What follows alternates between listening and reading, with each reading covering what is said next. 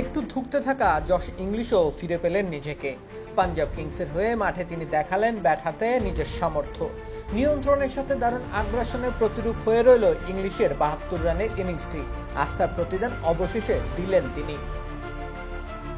এদিন ব্যাটিং অর্ডারে খানিকটা প্রমোশন পেয়েছেন জশ ইংলিশ। ৪ কিংবা তার নিচে নয়, তাকে ব্যাট করতে পাঠানো হয় ৩ নম্বরে। সেখানে নেমে তিনি তরুণ মারকুটে ব্যাটার প্রিয়াংশের সাথে পাল্লা দিয়ে রান তুলতে থাকেন। একটা পর্যায়ে কে আগে হাফ সেঞ্চুরি করবে তেমন এক স্বাস্থ্যকর দ্বৈরথ হয়েছে এই দুই ব্যাটারের মাঝে। এ দফা ইংলিশ আগে হাফ সেঞ্চুরি পূর্ণ করলেও বল বিবেচনায় প্রিয়াংশ ছিলেন দ্রুততম। একটু উপরের দিকে সুযোগ পেয়ে সেটিকে যথাযথভাবে কাজে লাগিয়েছেন অজি এই উইকেট রক্ষক ব্যাটার। ১৭৪ স্ট্রাইক রেটে ৭২ রান তুলতে খরচ করেছেন ৪৮ বল। তবে সবচেয়ে গুরুত্বপূর্ণ কর্ম সম্পাদন করেছেন তিনি প্রিয়াংশ আরিয়ার সাথে জুটি বেঁধে।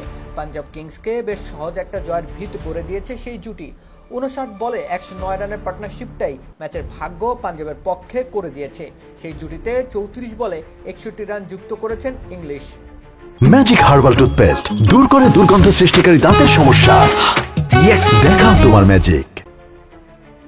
তাতে করে শেষ অবধি ৯ বল ও ৭ উইকেট বাকি থাকতেই ম্যাচ জিতে নেয় পাঞ্জাব কিংস। ফলশ্রুতিতে টেবিলের শীর্ষস্থান দখলে নিয়েছে ইংলিশের দল। এমনকি বিচ্যুতি ঘটলেও শীর্ষ ২ এর বাইরে যাওয়ার সুযোগ নেই এখন আর। এবারের আইপিএলে নিজের প্রথম 50 এতটাই গুরুত্বপূর্ণ এক ম্যাচে এসেছে ইংলিশের ব্যাট থেকে।